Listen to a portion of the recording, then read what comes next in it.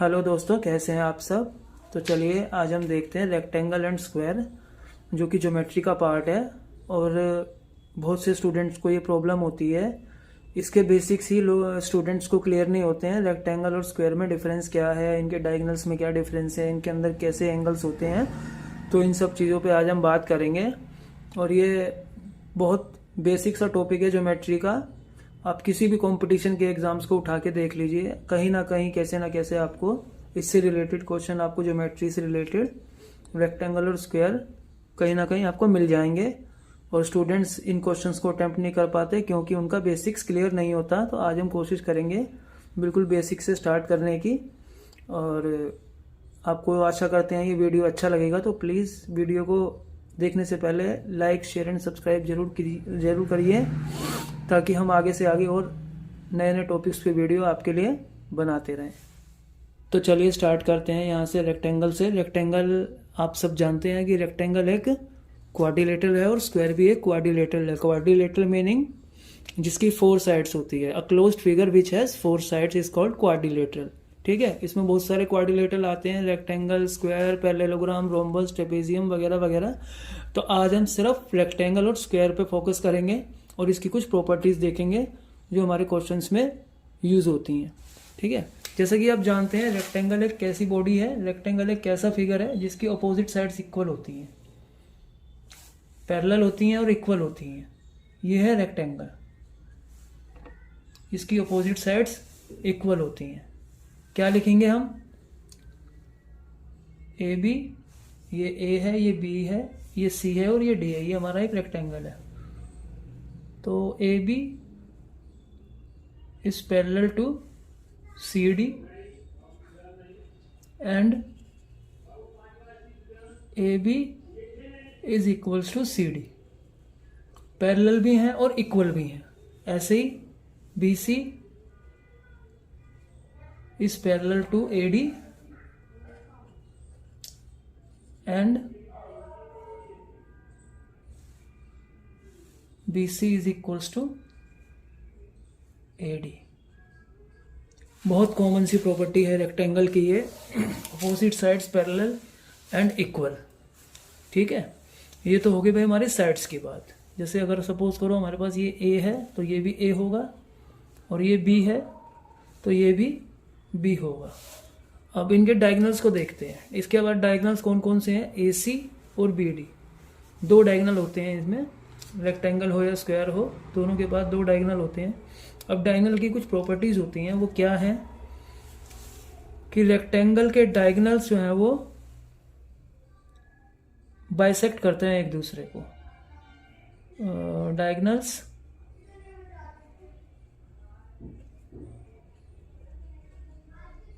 Bisect each other.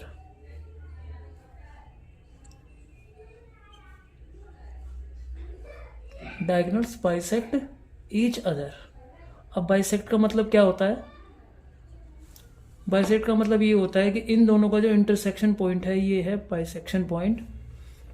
इसके इस तरफ भी इतना ही डिस्टेंस होगा और इस तरफ भी इतना ही डिस्टेंस होगा, और इस तरफ भी इतना ही होगा और इस तरफ भी इतना ही होगा। तो ये कहने का मतलब ये है, ये इसके इक्वल होगा और ये इसके इक्वल होगा।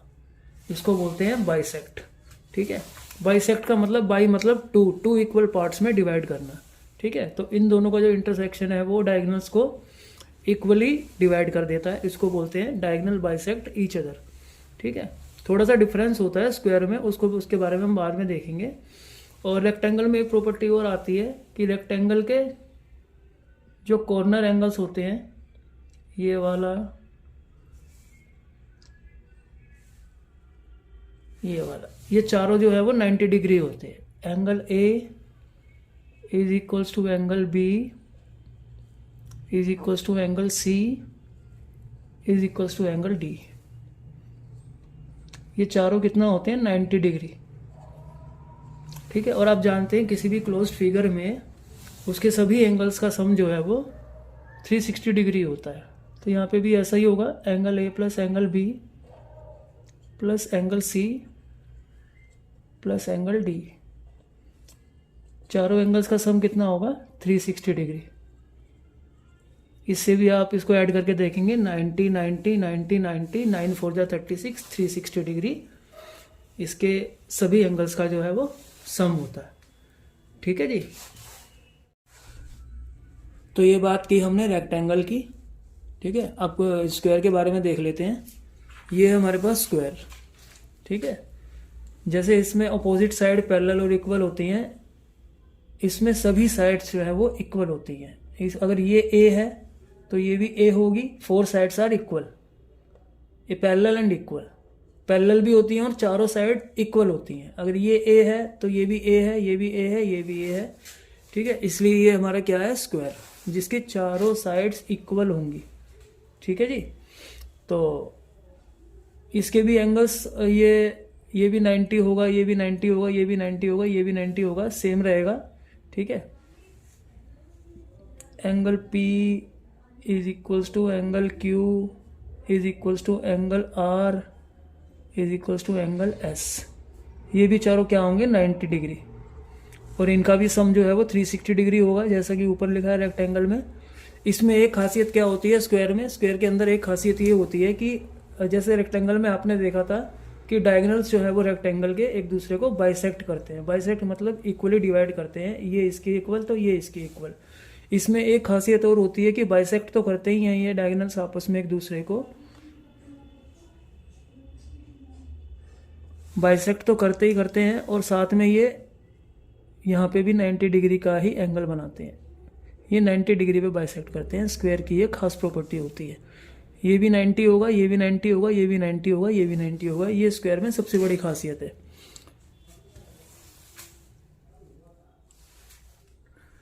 तो चलिए स्टूडेंट, रेक्टेंगल और स्क्वायर के कुछ फॉर्मूलेस देख लेते हैं हम, जो हमारे क्वेश्चंस में यूज होने वाले हैं। तो जैसे सपोज ये हमारा कोई रेक्टेंगल है,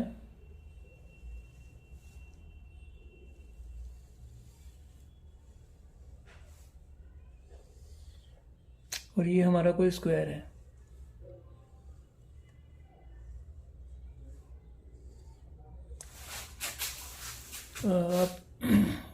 ये ए है तो ये भी ए होगा, ये बी है तो ये भी बी होगा।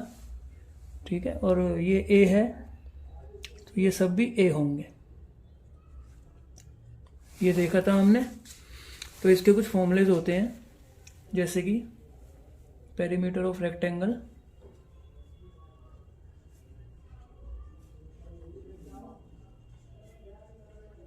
पेरीमीटर ऑफ रेक्टेंगल कितना होता है, 2 इंटू एल प्लस बी, यानी लेंथ और breadth. 2 into L plus B, ये होता है रेक्टेंगल का पेरीमीटर।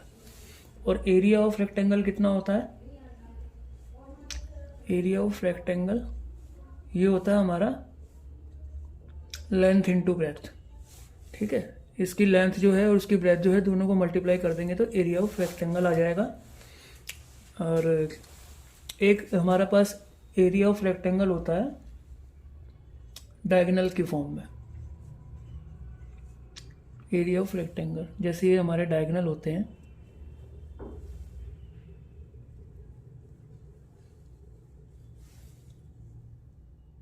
ये हमारा डायगोनल है,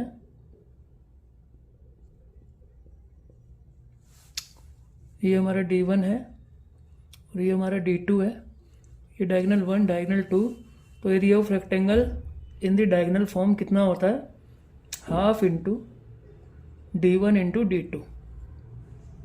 ये हमारा रेक्टेंगल के फॉर्मूले हैं। पेरीमीटर का मतलब आप जानते ही हैं, पेरीमीटर मतलब उसकी बाउंड्रीज का पेरीमीटर कितना है। ठीक है, यहाँ से यहाँ तक, यहाँ से यहाँ तक, इन सबको जोड़ देंगे तो इसका पेरीमीटर आ जाएगा। जैसे सपोज करो ये 2 है, ये 2 सेंटीमीटर है, ये 3 सेंटीमीटर है, तो इस रेक्टेंगल का पेरीमीटर कितना होगा, 2 3 फिर दोबारा 2 फिर दोबारा 3, प्लस कर देंगे सबको, 2 और 3 5, 5 और 2 7, 7 और 3 10, तो 10 सेंटीमीटर क्या आ गया इसका पेरीमीटर।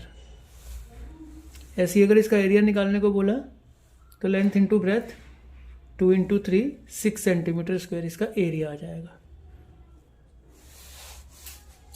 ठीक है जी, ये है हमारे 3 फॉर्मूले पेरीमीटर, इसमें पेरीमीटर, एरिया और area of rectangle in the form of diagonal. तो अब देख लेते हैं स्क्वायर के 2-3 फॉर्मूले हैं हमारे पास। जैसे रेक्टेंगल के थे, स्क्वायर के पेरीमीटर का फॉर्मूला होता है पेरीमीटर ऑफ स्क्वायर, ये होता है 4 into side, 4 into side. Side का जो भी है उसको हम 4 से इंटू कर देते हैं, जो भी हमारे को साइड दी होती है, या इसको हम लिख सकते हैं 4a। उसके बाद area of square, area of square कितना होगा, साइड इंटू साइड, यानी a square, a into a, ये होता है एरिया ऑफ स्क्वायर। जैसे उसमें लेंथ इंटू ब्रेथ किया था, ऐसे ही इसमें दोनों साइड्स को हम मल्टीप्लाई कर देंगे। उसके बाद इसमें भी एरिया ऑफ स्क्वायर, अगर हमारे पास डायगोनल गिवन हो तो उसका भी फॉर्मूला कुछ इस तरीके से हो जाएगा, हाफ इंटू, जैसे उसमें था d1 इंटू d2, और इसमें तो d1 और d2 इक्वल ही होंगे अगर ये चारों साइड इक्वल हैं तो इसमें हमारा सिंपली आ जाएगा d स्क्वायर, क्योंकि अगर ये d है, ये डायगोनल d है, तो ये भी d होगा। तो इसमें d1 d2 लिखने की जरूरत नहीं है, simply half into d square, यानी इसको हम ऐसे भी लिख सकते हैं 1/2 इंटू d, जो भी हमारे पास डायगोनल है उसको 2 बारी मल्टीप्लाई करके 2 से डिवाइड कर देंगे तो एरिया ऑफ स्क्वायर आ जाएगा in the diagonal form.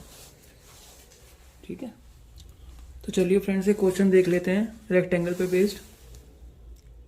Question है हमारा फाइंड द, इसमें हम क्वेश्चन पूरा नहीं लिखेंगे, बस इसके अंदर जो डाटा दिया हुआ है उसको लिखेंगे। क्वेश्चन हम पढ़ रहे हैं, find the perimeter and area of the rectangle whose length is 17 centimetre and breadth is 13 centimetre. Length कितना दिया हुआ है 17 सेंटीमीटर एंड ब्रेथ कितना दिया हुआ है 13 सेंटीमीटर। तो इसमें हमें क्या पूछा है, पेरीमीटर पूछा है, पेरीमीटर एंड एरिया। ये दोनों चीज़ हमें निकालनी है। ठीक है, पेरीमीटर एंड एरिया। तो कैसे निकालेंगे, वही पहला पेरीमीटर का फॉर्मूला लिखेंगे, perimeter of rectangle, perimeter of rectangle is equals to 2 into L plus B. तो ये कितना हो जाएगा 2 इंटू 17 प्लस 13, 17 और 13 कितना होता है 20 प्लस 10 30, तो 2 इंटू 30, तो ये हो जाएगा 60 सेंटीमीटर। यूनिट्स का आपको ध्यान रखना है, इसमें खाली सेंटीमीटर ही लगेगा क्योंकि हम पेरीमीटर निकाल रहे हैं। जब एरिया निकाल रहे होंगे तो उसके ऊपर स्क्वायर सेंटीमीटर या स्क्वायर मीटर लगेगा। ठीक है, अब हम एरिया निकालेंगे ऐसे ही, एरिया ऑफ रेक्टेंगल क्या फॉर्मूला होता है, simply length into breadth. Length कितना गिवन है 17 इंटू 13, मल्टीप्लाई कर देंगे इनको, 17 को 13 से 3 7 जा 21 का 1 कैरी आया 2, 3 1 जा 3 एंड 5, उसके बाद 17 1 जा 17 1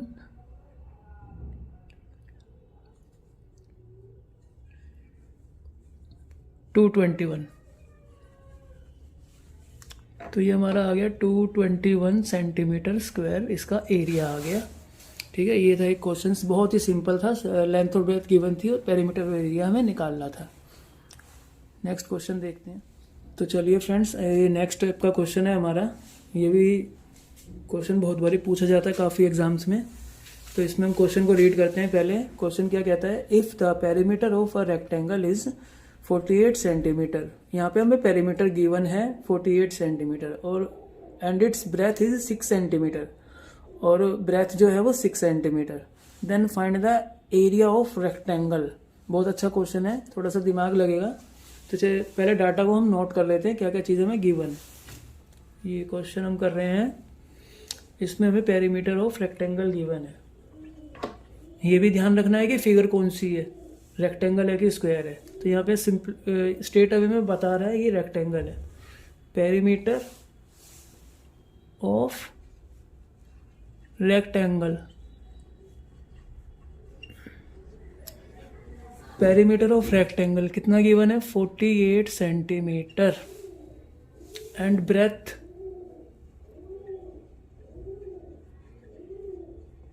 of rectangle given is 6 centimeter. Then find the area of rectangle. Area हमें बताना है। तो आप इसको कैसे निकालेंगे? एरिया का फॉर्मूला सबसे पहले हमें लिखेंगे, एरिया ऑफ रेक्टेंगल हमारा क्या होता है,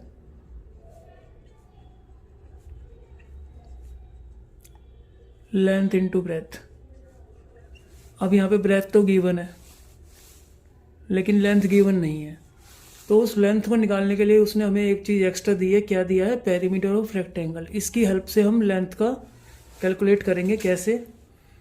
अगर हमें पेरीमीटर ऑफ रेक्टेंगल दिया हुआ है, सबसे पहले पेरीमीटर का फॉर्मूला क्या होता है?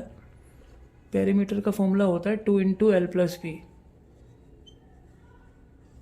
और पेरीमीटर हमें गिवन है तो पेरीमीटर की जगह पेरीमीटर आ जाएगा, और 2 इंटू लेंथ हमें निकालनी है और ब्रेथ हमें गिवन है 6। समझ में आ रहा है? ऐसे ही करते हैं इस क्वेश्चंस को। जो चीज़ें में गिवन होती है उसको इक्वलिटी में रख के उसको सॉल्व करना होता है। पेरीमीटर गिवन था तो इसकी हेल्प से हम इसकी लेंथ कैलकुलेट करेंगे। तो यहाँ थोड़ा सा और इसको हम सॉल्व करेंगे। 2 के अंदर मल्टीप्लाई करेंगे तो 2l और प्लस में 2 6 या 12। ठीक है जी। अब 48 ऐसे ही रहेगा, यहाँ पे 12 को लेके आएंगे इधर तो ये माइनस में आ जाएगा। 48 माइनस 12, तो 2l को 2l ही लिखेंगे। 48 में से 12 को माइनस करेंगे तो कितना आएगा? 8 में से 2 गया 6 और 4 में से 1 3, ये आ गया 36, ये आ गया 2l। अब इसको रीअरेंज करके अगर हम लिखेंगे 2l इज इक्वल टू 36 ऐसे लिख सकते हैं। तो यहाँ से हमारी लेंथ कितनी आ गई? 36/2 18 सेंटीमीटर। यहाँ से हमारी लेंथ आ गई 18 सेंटीमीटर। ठीक है। अब हम सिंपली एरिया निकाल सकते हैं इसका, क्योंकि हमें लेंथ भी पता चल गई और ब्रेथ भी पता चल गई। तो हम एरिया निकाल देंगे इसका। यहाँ से एरिया ऑफ रेक्टेंगल कितना होगा? Length into breadth. लेंथ हमारी कितनी आई? 18 एंड ब्रेथ हमारी कितनी आई? ब्रेथ मेरे को दे रखी थी, ब्रेथ तो 6। 18 6 या 18 को 6 से मल्टीप्लाई करेंगे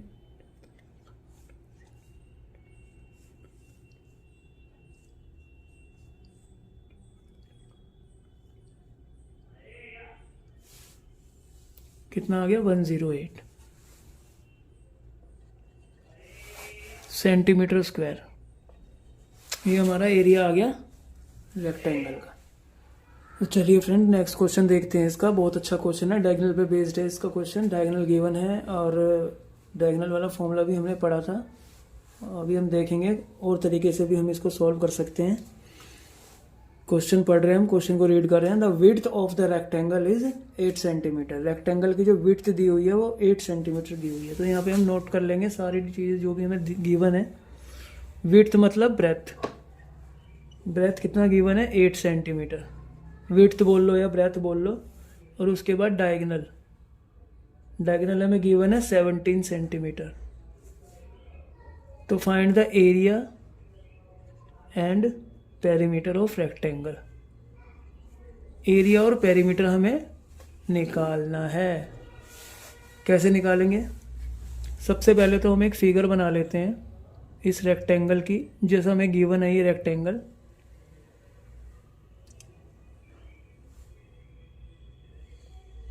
आप फिगर पे प्लीज़ ध्यान मत दीजिएगा, क्योंकि फिगर पे बोर्ड पे तो कुछ ऐसे ही फिगर बनता है, हाथ से बनाएंगे तो। इसकी नेमिंग कर देते हैं ABCD, और यहाँ पे हम डायगोनल ड्रॉ कर लेते हैं इसका ये हमारा डायगोनल है। तो हमारे को ब्रेथ कितनी दी हुई है 8 सेंटीमीटर। लेंथ तो हमें गिवन है नहीं, ये लेंथ होती है, ये ब्रेथ होती है। और डायगोनल की लेंथ हमारे को कितनी दे रखी है 17 सेंटीमीटर और ये है 8 सेंटीमीटर। ठीक है, एक डायगोनल गिवन है और हमारे पास इसकी ब्रेथ गिवन है। कैसे निकालेंगे? आप सब जानते हैं, प्रॉपर्टीज़ में हमने डिस्कस किया था कि इसके सभी एंगल्स जो होते हैं वो क्या होते हैं 90 डिग्री। कॉर्नर एंगल्स रेक्टेंगल के जितने भी जो भी हैं ये 90 डिग्री होते हैं।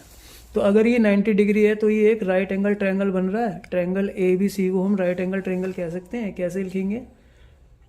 If triangle A B C is right angle triangle then we apply